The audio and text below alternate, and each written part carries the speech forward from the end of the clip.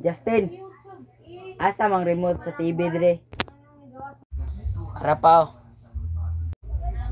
Justin, isaksak ng TV dire. Magandang gabi Pilipinas. Narito po ang nagbabagang balita sa mga oras na ito. Isang malaking sunog na naganap kaninang alas 6, Barangay Bayanga, Cagayan de Oro. Nagpapatrol Patrick de Ocampo. Maraming salamat Christian, at nakikita niyo naman sa aking likuran kung gaano kalaki ang sunog na nagaganap ngayon.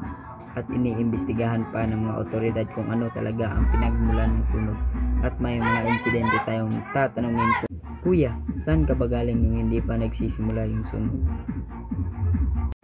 Pumunta ako sa palengke upang mabili ng aming ulamin mamayang hapunan, kaso pagbalik ko yan ay po yung nadatnan ko. Dali-dali naman akong pumasok sa aming bahay at nagbabaka sakaling may maisasalba pang mga gamit.